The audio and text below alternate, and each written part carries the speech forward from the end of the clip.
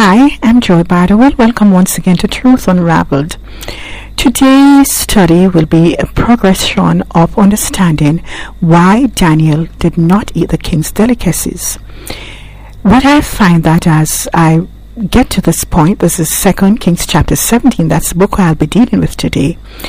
This chapter of 2 Kings actually brings us to the end of Israel as a kingdom.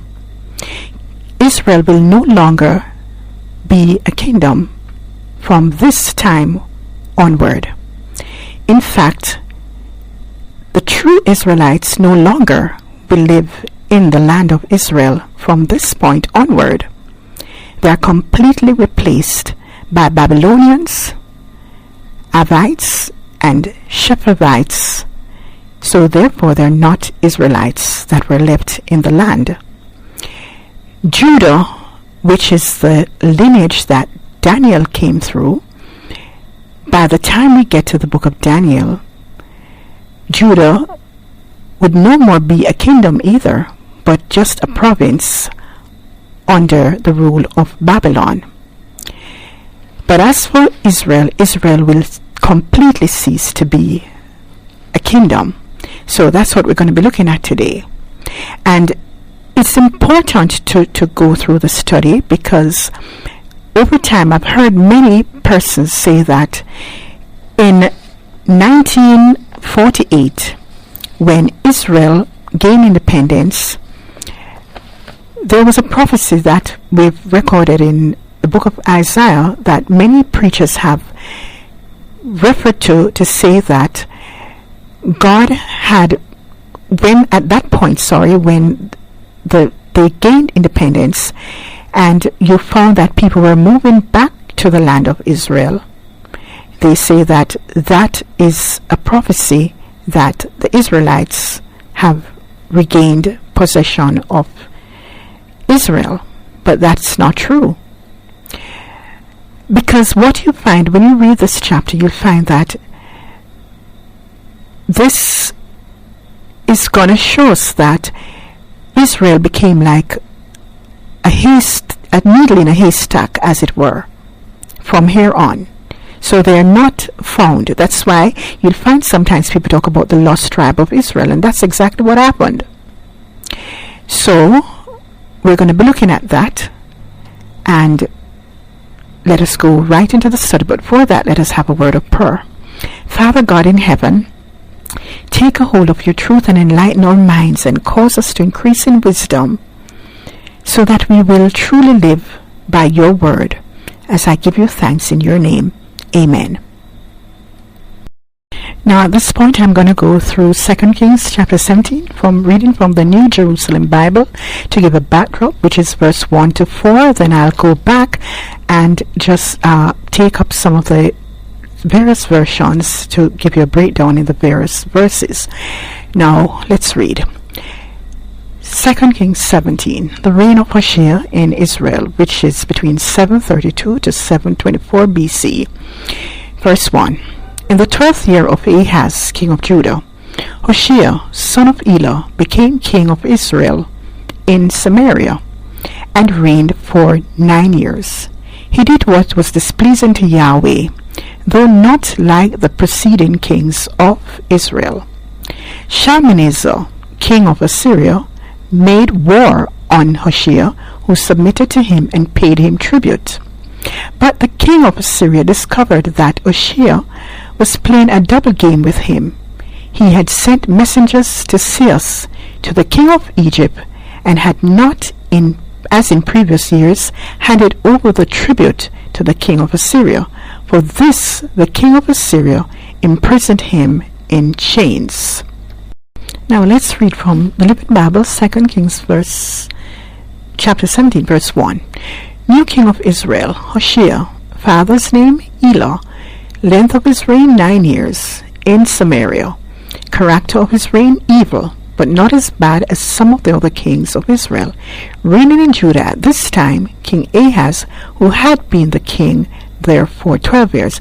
Now recalling that what we've read in 2 Kings chapter 16 verse 1, we were told that Ahaz reigned, his total years of reigning, that's the duration would have been 16 years. That means Ahaz still had another 4 years to go, and he was doing a lot of evil in Judah. And here in 2 Kings 17, now we're reading about Israel, but what we're going to find, as I said before, is that Israel is going to cease to be a kingdom from here on. Now, let's go on to verse 3. Now, as you look at that 3 versions in Rahat there, you'll find that the American Standard says he became his servant. When you look at the New American with Apocrypha down below, it says he became his vassal. And of course the New Jerusalem had said he submitted to him and paid him tribute, and of all the others had said the same thing, paid him tribute. Now, what is a vassal? A vassal is a feudal tenant who vows to obedience to his lord, and in return held the land under him. So what you're really getting here is that Hoshea became a subject to Shalmaneser, king of Assyria, as if it were, because since that Shalmaneser defeated him, Shalmaneser now holds the land of Israel as his own. So what he's saying, basically, as a vassal, he's saying, now I'm your lord, you now have to vow obedience to me, and you will now be my servant, and I will hold land. I'll be your lord, and you will in return hold land under me.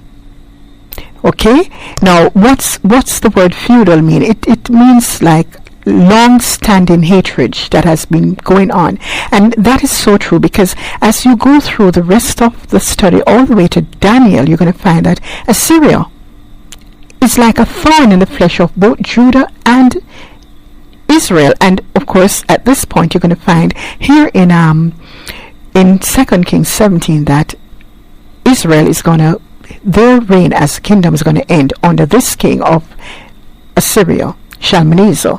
So we're going to be looking at that as we progress, but now let us look at what the Living Bible has to say about the word tribute. This is what tribute means. The Living Bible explains it clearly. It says, King Shalmaneser of Assyria attacked and defeated King Hoshea, so Israel had to pay heavy annual taxes to Assyria.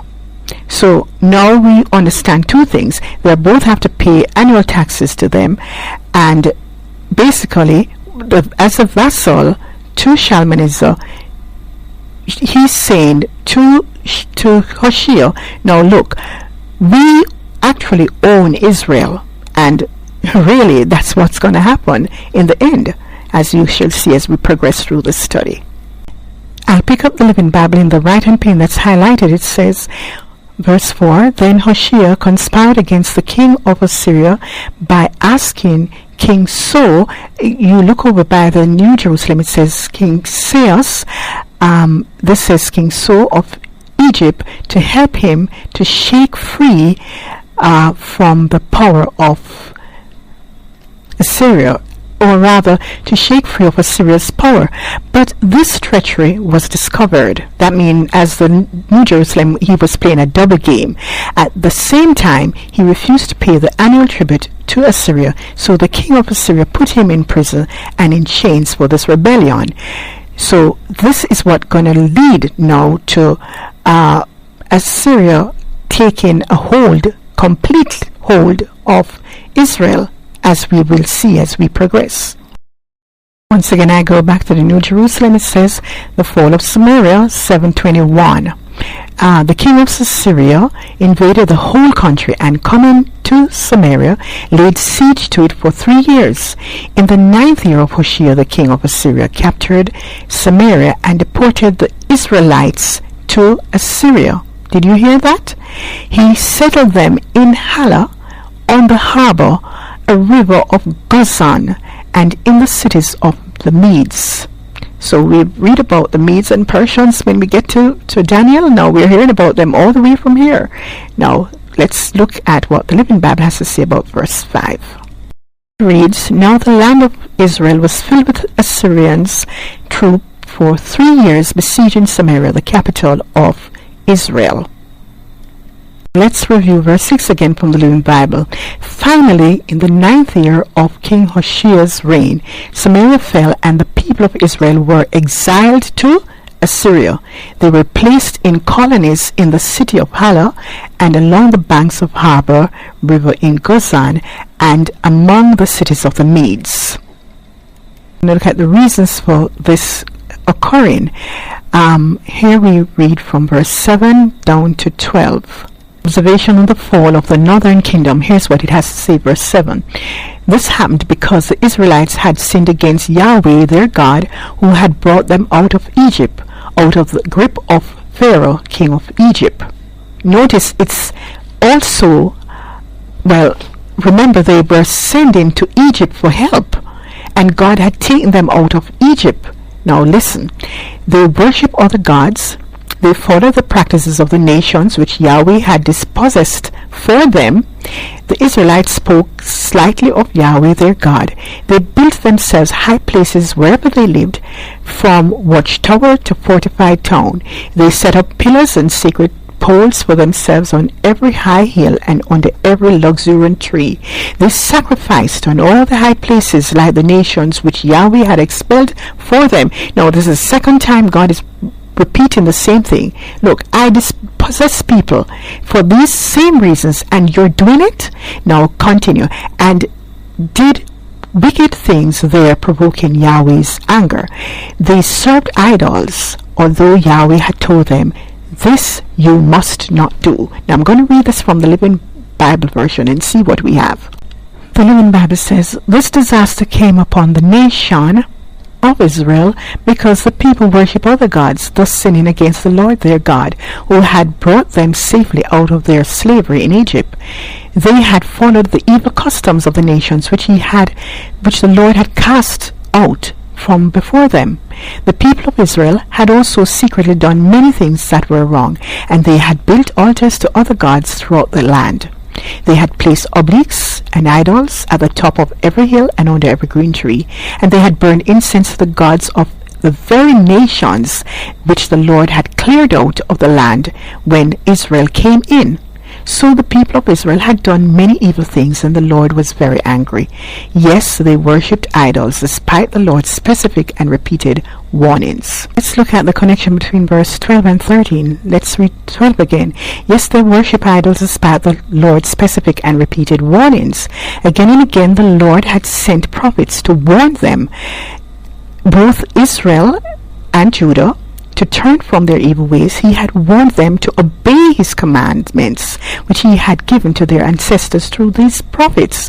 So what you're seeing is that not obeying God's commandments has a direct link with worshipping idols. And of course, when you go back to Exodus chapter 1, where the commandments are given, the first thing God started to tell them, do not worship idols, do not do this. So you see, and let's look at the left-hand pane, what it has to say. And though the Lord warned Israel and Judah by every prophet and seer, give up your evil ways and keep my commandments and statutes in accordance with what? The entire law which I enjoined on your fathers, and which I sent to you by the servants, the prophets. Notice, God is not about some of his commandments or his laws. He's talking about it must be in accordance with the entire law. Now, let's move on. Verse 14, but they wouldn't listen. They were as stubborn as their ancestors who had no faith in Yahweh their God. The Living Bible says they refused to believe in the Lord their God. Now, what are you getting here? Verse 13 just told us they would not obey the commandments, and now we're hearing they refuse to believe in God. So what you're getting is that not obeying God's commandments is directly related to not believing God. This was not what I said, that's what God said. Okay, so let's move on. Again, from verse 14 on to 15, the ancestors who had no faith in Yahweh their God, they despised his laws and the covenant which he had made with their ancestors, and the warnings which he had given them. Continue. Pursuing futility, They themselves became futile through copying the nations round them, although Yahweh had ordered them not to act as they did. Now, they despised God's laws, his covenant, his statutes, and of course his warnings. And over in the Revised Version it says, they went after false idols and became false. So notice, pursuing futility, like things that are vain, has no purpose, that is another way of God saying that's false gods. Many people don't realize that. You live in futility, God says that's false gods. And you become just as false as the things that you're following. Now, take a look at what results when we despise God's laws. Verse 16 reads, they defied all the commandments of the Lord their God, and made 2 calves from molten gold. They made detestable, shameful idols, and worshipped Baal, and the sun, moon, and stars. In other words, they had doubled up what took place in Exodus 32 under Aaron. Remember, during that time, Aaron, they made 1 golden calf. Now this is 2 calves, and this happened under the leadership of Jeroboam, their king. And this is worse because during the time when they got made the golden calf in Exodus 32, the 10 commandments was not yet handed to them on the tablets of stone. Moses had gone up to the mountain for 40 days to receive it, and when he could not return, then they built that golden calf. But now they have the commandments in their hands. They defied all, and on top of it, now they make 2 calves, a perfect reminder of what happened back then and the plagues that took place as a result. Why can't people learn? You would think they would have learned from that experience and not done this. But on top of all of that, they turn around now and they are worshipping Baal, the sun, the moon, and the stars as well. So they've compounded the situation by more than 100%. Notice verse 17. What we are getting here is that one sin perpetuates into another. Look at what it says. They caused their sons and daughters to pass through the fire of sacrifice. Also, they practiced divination and sorcery. They sold themselves to doing what displeases Yahweh, provoking his anger. The New American says they practice fortune telling and divination. Now, let me take a look at what the Living Bible has to say about that. It says, they even burned their own sons and daughters to death on the altars of Molech. So that's what they did. They consulted fortune tellers and used magic and sold themselves to evil. So the Lord was very angry. The New King James had said they practiced witchcraft and soothsaying. So what do we have here? The worship of sun, the moon, and the stars that we read of in verse 16 perpetuate into their consulting fortune tellers and magics and stuff, because that's what it's all about. Now let us look at the next verse that follows this. Verse 18 tells us how God responded. It says, because of which, in other words, because of these things, Yahweh became enraged with Israel and thrust them away from him. The tribe of Judah was the only one left. Did you hear that? The only tribe left in the land was Judah. The Bible said he swept them from his sight until only the tribe of Judah remained in the land. Verse 19 made a beeline to let us know what's happening in Judah as well. It says, Judah did not keep the commandments of Yahweh their God either, but copied the practices which Israel had introduced. They walked in the same evil paths as Israel had. And verse 20 will go right back to explain what is happening in Israel again. Verse 20 helps to clarify verse 18, just in case someone thinks, well, at some point Israel went back to the land. But no, here's what 20 says. Yahweh rejected the whole race of Israel. He brought them low, delivering them into the hands of marauders, until at length he thrust them away from him. The Living Bible says, so the Lord rejected all the descendants of Jacob. He punished them by delivering them to their attackers until they were destroyed. Now, you have to remember that when it says all the descendants of Jacob, someone said, well, isn't Judah part of the descendants of Jacob? Yes, but what God is speaking of is the 10 tribes of the northern kingdom that's separate from Judah and Benjamin. Benjamin came over to Judah and joined them, so the house of David got 2 tribes, and Jeroboam had 10 tribes. Now, the reason why God did this is going to be clarified again by looking at verse 21. It's direct relationship with their king, Jeroboam. Let's look at it. Verse 21, for Israel split off from the kingdom of David and chose Jeroboam, the son of Nebat, as its king. Then Jeroboam drew Israel away from following the Lord. He made them sin a great sin. What was the great sin about? Those 2 calves that we just read about. Why was this a great sin? Actually, this took place at a place called Bethel, and Bethel is the place where Abraham first made his first altar, and it was also the place where Jacob had that vision about that staircase between earth to heaven, and he said, this is a place where God lives, and God revealed himself to him right there. And moreover, this was where Jeroboam now made this 2 calves, one in Dan, one in Bethel, and he made the people sacrifice to this golden calf.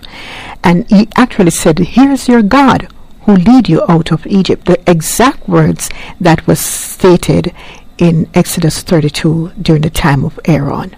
Verse 22 says, the Israelites copied the sins which Jeroboam had committed. They did not give it up. And the New American says, they imitated Jeroboam in all the sins he committed, nor would they desist from them. They would not depart from them until the Lord finally swept them away, just as all his prophets had warned would happen. So, listen to this. So Israel was carried away off to the land of Assyria, where they remain to this day. Now, someone would say, to this day would mean to the time of the writers of the Kings. But no, when you read through the rest of the Bible, there's no more mention of the Israel as a kingdom. This is it. This is it for them. Now take a good look at verse 24, the origin of the Samaritans. It says, the king of Assyria brought people from where? Babylon, Kutla, Ava, Hamath, and Sepharvaim, and settled them in the towns of Samaria to replace the Israelites. These took possession of Samaria and lived in its towns. The Living Bible puts it this way, and the king of Assyria transported the colonies of people from Babylon, Kutla, Ava, Hamath, and Sepharvaim, and resettled them in the cities of Samaria, replacing the people of Israel. So the Assyrians took over Samaria and the other cities of Israel. Did you get that? I just hope you really do, because the Bible cannot make it clearer. Israel, as you can see, no longer owned their own land. They were completely replaced by Babylonians and others. So Babylon became, in a sense, a whole part of Israel. So Babylon, Kuta, Ava, Hamath, Sepharvaim are all Gentile nations living in Israel, all the way through to Jesus' time. That's why you find in the New Testament so many times you read the Jews wanted to have nothing to do with the Samaritans. You find sometimes people say, oh, but they're supposed to be brothers, why are they hating them? But this is the reason. They're not Israelites. And as I go through the rest of the study, you're going to see how this is further revealed. Now, thank you for listening, and may God richly bless you.